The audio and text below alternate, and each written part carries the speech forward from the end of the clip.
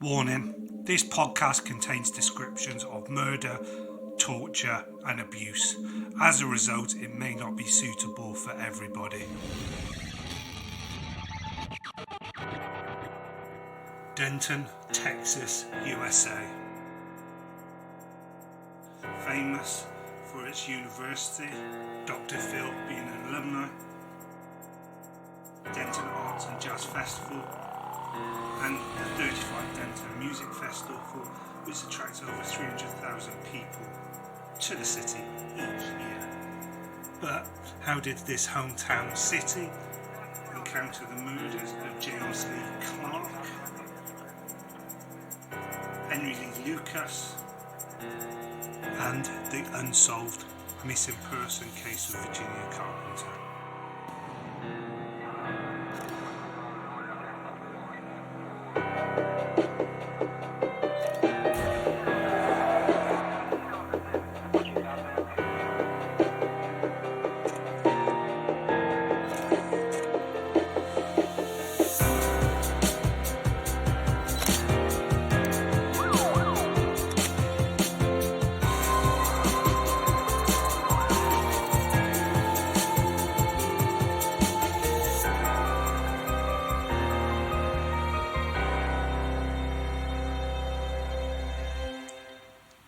The first hometown murder case is James Lee Clark.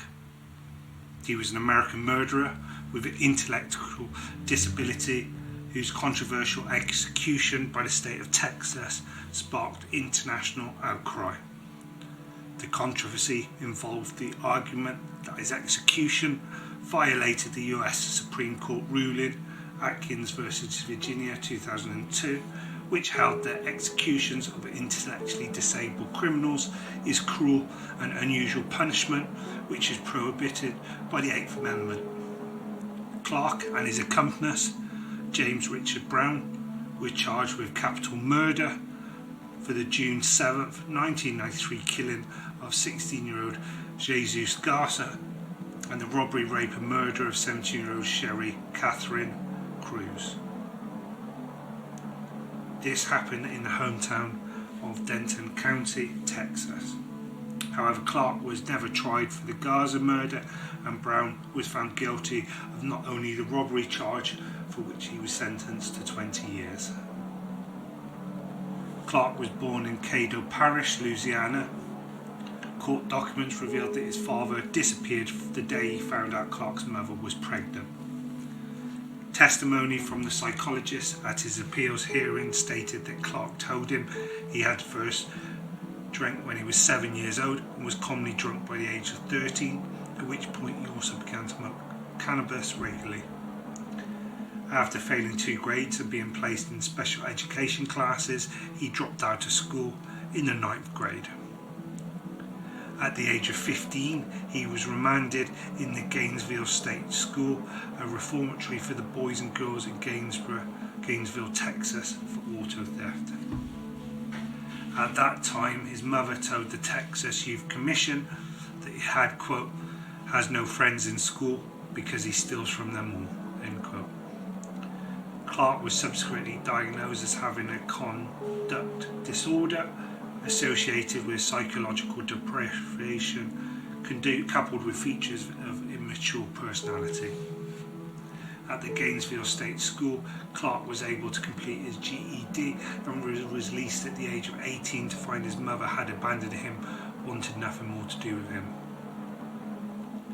In 1989, Clark was convicted of felony, the burglary of a building, and incarcerated in state prison. In 1991, he pleaded guilty to theft by check and was confirmed to the county jail for 20 days, fined in order to pay restitution. In 1992, he was convicted of burglary and received a 10-year prison sentence in which he met Brown. On May 26, 1993, after serving only 10 months of his sentence, Clark was granted parole due to the problem of overcrowding in the Texas prison system. 2 weeks later, Clark and Brown were arrested for the Cruz and Garza murders. On June 4, 1993, Clark and Brown participated in breaking into vehicles, stole a shotgun and rifle, and went into search of someone to rob. In the early morning hours of June 7th, 1993, he came upon Cruz and Garza at Clear Creek near Denton, Texas. The following day, their bodies were pulled from the water. Cruz's body was discovered nude with a pair of shorts around her neck and a wristband with her own bra. She had been raped and had died from a shotgun wound to the back of her head. Garza had also been killed by close-range shotgun gun blast originating below his chin. Also recovered from the creek were a .22 rifle with the stock sawn off and the murder weapon, a 12 gauge shotgun. That same morning, paramedics and police officers responded to a call of a gunshot victim at a local service station. Upon arrival, they found Brown with a serious shotgun wound to the leg, attended by Clark, who claimed they had been attacked by a robber who shot Brown while they were fishing at Three Rivers Bridge. However, no evidence was found at that scene to support the claim of the crime or that anyone had been present at the location or fishing at the time.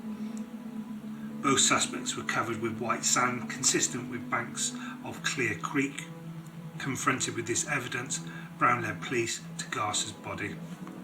Subsequent investigations discovered that Brown had actually shot himself at point-blank range in the act of assaulting the teens.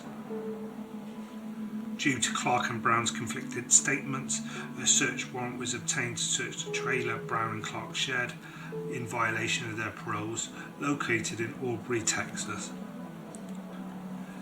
There, police discovered the stock of a sawn-off rifle, which was matched to the rifle found in the creek, as well as ammunition and evidence that, days prior to the murder, Clark and Brown had purchased ammunition for the murder weapon. DNA evidence provided by Clark matched evidence taken from Cruz's body, proving that Clark had sexually assaulted her. Additionally, blood determined to be that of Brown, Cruz and Garza were found splattered on Clark's shoes. Both men were arrested at the Aubrey trailer after moderate resistance.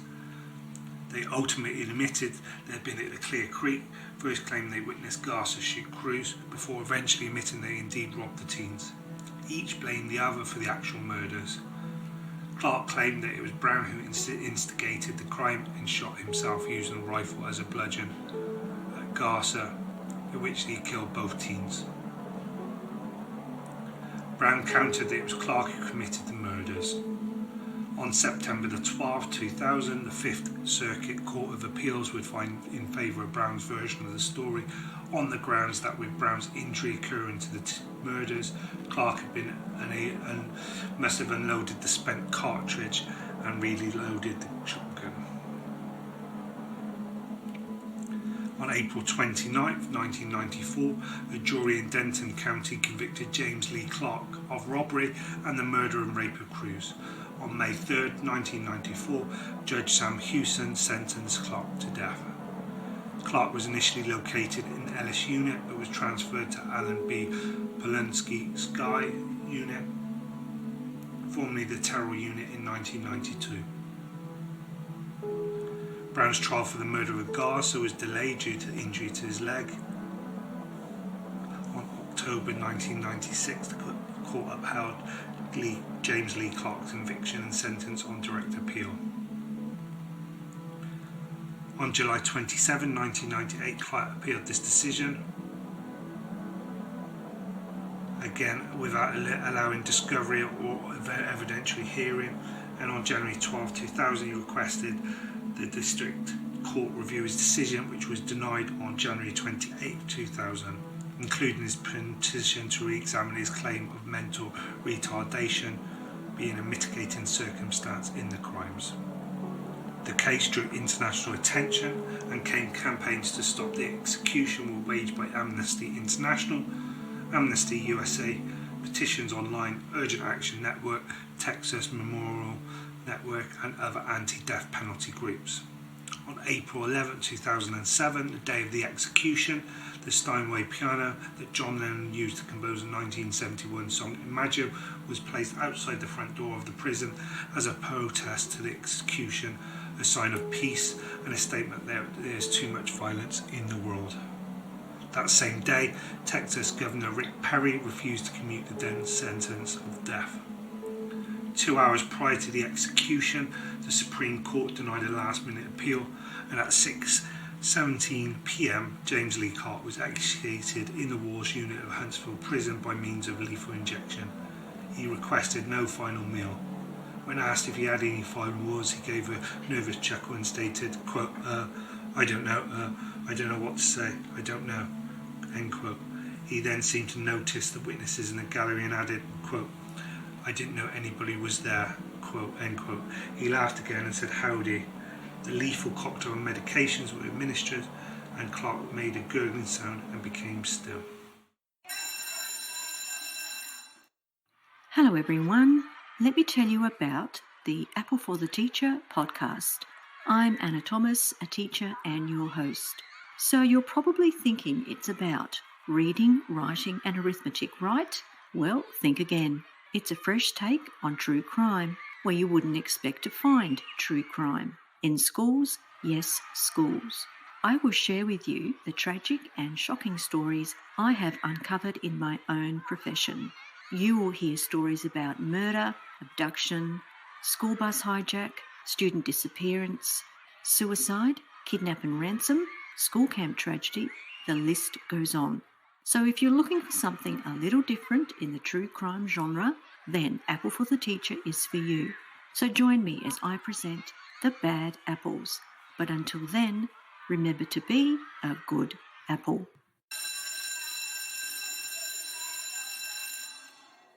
The second hometown murders case is Henry Lee Lucas. Born August 23rd, 1936, died March 12, 2001. Convicted serial killer whose crime spanned from 1960 to 1983. He was convicted of murdering 11 people and condemned to death for the murder of Deborah Jackson, although his sentence was to be commuted to life in prison in 1998. Lucas rose to infamy after confessing to more than 100 murders to the Texas Rangers and other law enforcement officials while in prison. He died of heart failure in 2001. An investigation by the Dallas Times-Herald newspaper later discredited many of Lucas' murder confessions and resulted in a follow-up investigation by the Attorney General of Texas. The investigation conceded that Lucas was a fabulist who had falsely confessed.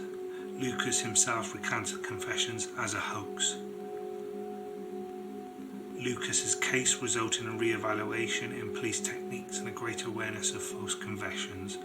Investigators did not consider that the petty privileges, fancy steak dinners, milkshakes, TV privileges granted by the confession interviews would prompt further confessions. Investigators were allowed Lucas to see the case files to refresh his memory and give him access and knowledge only the perpetrator would have known. In 1971, Lucas was convicted and attempted to kidnap 3 schoolgirls. While serving a 5-year sentence for the crime, he established a relationship with a family friend and single mother who had written to him. They married on his release in 1975, but he left the marriage 2 years later after his stepdaughter accused him of sexually abusing her. Lucas began moving between various relatives, and one got him a job in West Virginia, where he established a relationship that ended with his girlfriend's family confronting him about these. Lucas befriended Otis O'Toole and settled in Jackson, Florida, where he lived with Toole's parents and became close to his adolescent niece, Frida Becky Powell, who had mild intellectual impairment and escaped from a juvenile detention centre. A period of stability followed, and Lucas working on a roofer, fixing neighbours' cars and salvaging scrap. Powell was put in a state shelter by the authorities by her mother and grandmother, who died in 1982. Lucas convinced her to run away with him and live on a road, eventually travelling to California, where an employer's wife asked him to work for her infirm mother, 82-year-old Kate Rich. Rich's family turned Lucas and Powell out, accusing them of failing to do their jobs and writing checks on Rich's account. While hitchhiking, they picked up by the minister of Stoneburg, Texas religious commune called the House of Prayer. Believing Lucas and the 15-year-old Powell were a married couple, he found Lucas a job as a roofer while allowing the couple to stay in a small apartment on the commune. Powell had become argumentative and homesick for Florida, and Lucas said he felt left at a truck stop in Barry, Texas. In June '83, he was arrested on charges of unlawful possession of firearm by Texas Ranger Phil Ryan. Later, he confessed to the murders of Frida Powell and Kate Rich. Powell's body was taken to Denton, Texas. In addition to confessing, Lucas led the police to remains said to be Powell and Rich in Denton, although forensic evidence alone was inclusive, and the coroner stopped short of positively identifying either set of remains. His participation in the investigation would serve to boost his credibility in later convictions in other crimes. Lucas later denied involvement, but the consensus agrees he did murder Powell and Rich. Lucas remained convicted of 11 homicides. He'd been sentenced to death for one, and then an unidentified woman dubbed as Orange Socks, whose body was found in Williamson County, Texas on Halloween 1979. Despite a timesheet recording his presence at work in Jacksonville, Florida, Lucas was granted a stay of his death sentence after it was discovered that details in his confession came from the case file which had been given to read. The sentence was commuted to life in prison in 1998 by the then Governor George W. Bush. In 2019, Orange Socks was officially identified as Deborah Jackson, who was only 23 at the time. On March 12, 2001, at 11 p.m, Lucas was found dead in his prison from heart failure at the age of 64. He was buried at Captain Joy Broad Cemetery in Huntsville, Texas. As of 2012, Lucas' grave is unmarked due to vandalism and theft. The last hometown murders case we're looking at is the disappearance of Virginia Carpenter. Unsolved, however, consensus is she was murdered.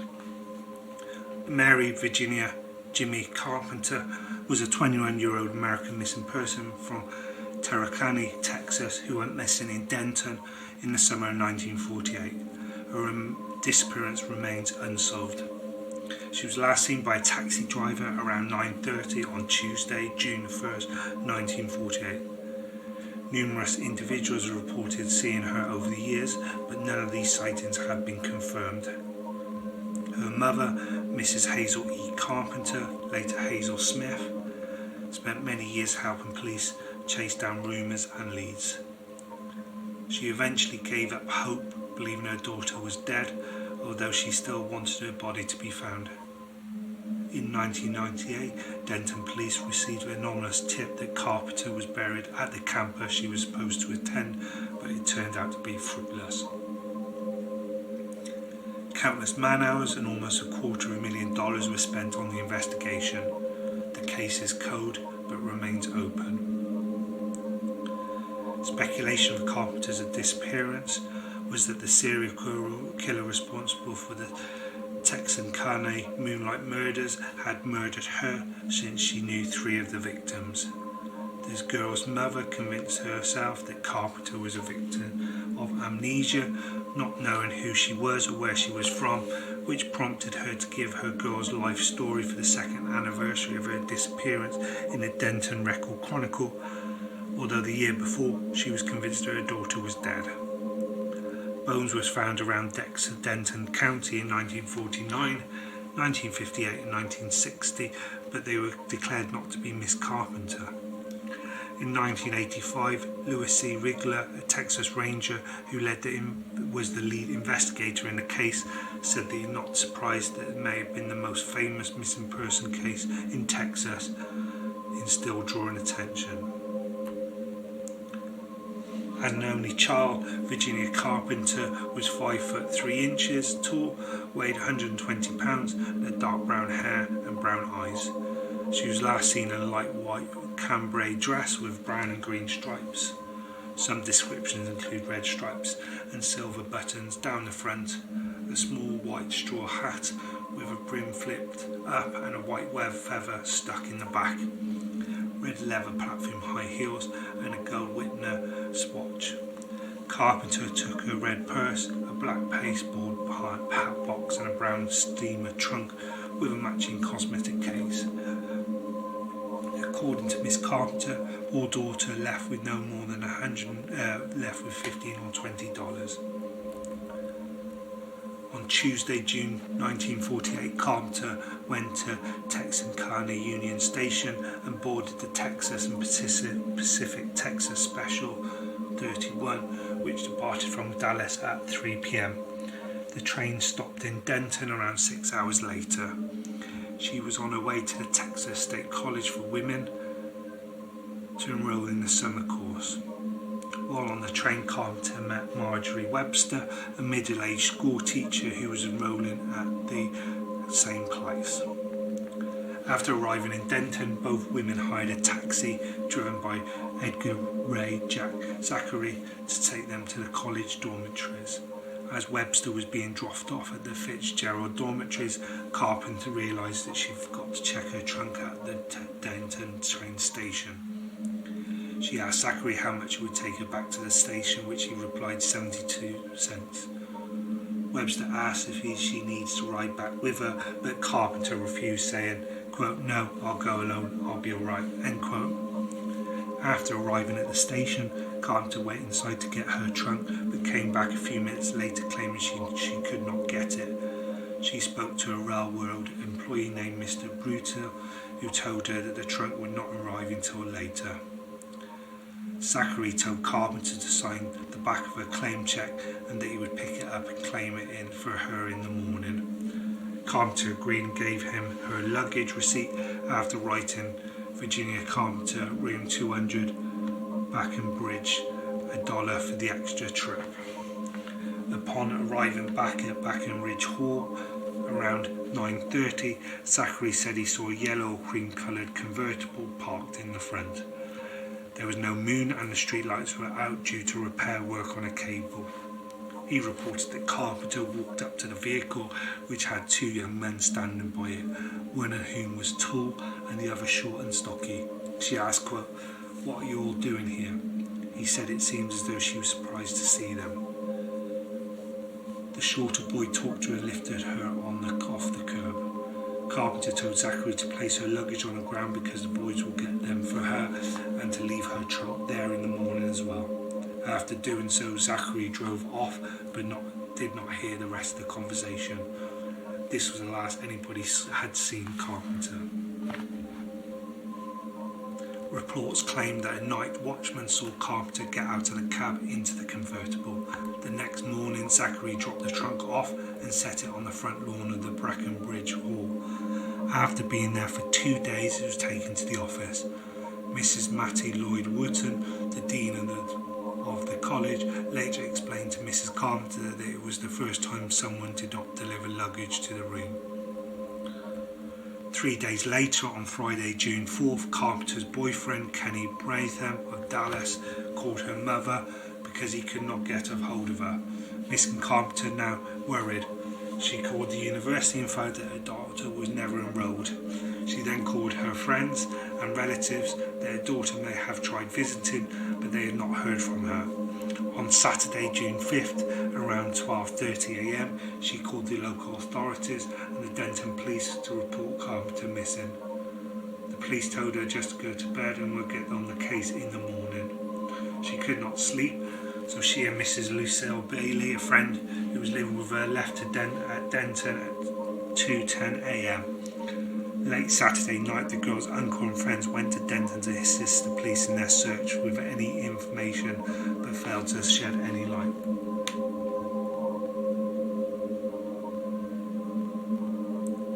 Airplanes began scanning the Denton area and motorboats were used to search ponds and lakes. Search parties reached the woods as well as tanks, storm drains, creeks, country roads and abandoned wells. The search went statewide as police checked out drivers of light-coloured convertibles. This came up with nothing. Lewis C. Rigler, a Texas Ranger, entered the investigation on June 7th by the request of Carpenter's uncle, Dr. E.C. Dodd, along with the Chief of Police Jack Shepard and Sheriff Roy Moore. Officers talked with groups and individuals as potential witnesses. Hunters and farmers are asked to be on the lookout for freshly dug dirt or any unusual odours. Pictures and a description of Carpenter was sent to the Department of Public Safety, major city police departments, protection officers and major railroads, state investigation agencies, and among others. Carpenter's trunk was eventually opened, but it gave no clues. Her handbag was never found.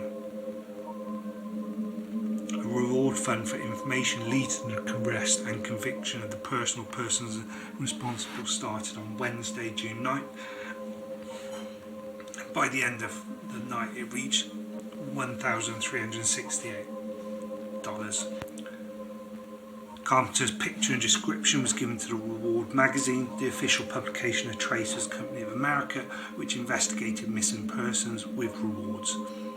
Despite having over 150,000 police officers as subscribers, little replies came in about Carpenter. Investigations came out inconclusive. On Friday, June 9th, Zachary took a polygraph test which concluded that he had no connection to her disappearance. On Monday, July 12th, it was rumoured that Carpenter had returned home, but her mother confirmed that it was untrue. Shepherd said that Carpenter knew some boys with a cream-coloured convertible, but was unable to implicate any of them with her disappearance. Many leads and tips were thoroughly checked, but the police were no further to finding Carpenter. More rumours had spread that she returned home or that her body or luggage was found, but they were branded false by Shepherd. The reward money reached around $3,000, most of which was given back to the donors after 2 years of no helpful information. On June 9, 1955, 7 years after her disappearance, Carpenter was considered officially dead under Article 5541 in a Texas civil statute. On October 18, 1959, a 3x1 wooden box was discovered containing female bones, including a skull, in a smokehouse near an abandoned farmhouse 7.5 miles northeast of Jefferson, Texas. The bones were matched with height and weight description of Carpenter, were then sent to Austin for examination. During that time, the previous owners of the farmhouse admitted to digging up bones of a Negro cemetery. Mrs. Carpenter had hopes that it was her daughter's remains because the bones had a deformity in the right leg, which made it shorter than the left, similar to Carpenter. All the remains turned out to be from a white female with a short leg. The dental work did not match. In May 1998, the police were tipped off by a man in his 70s claiming that he knew who killed Carpenter and where she was buried.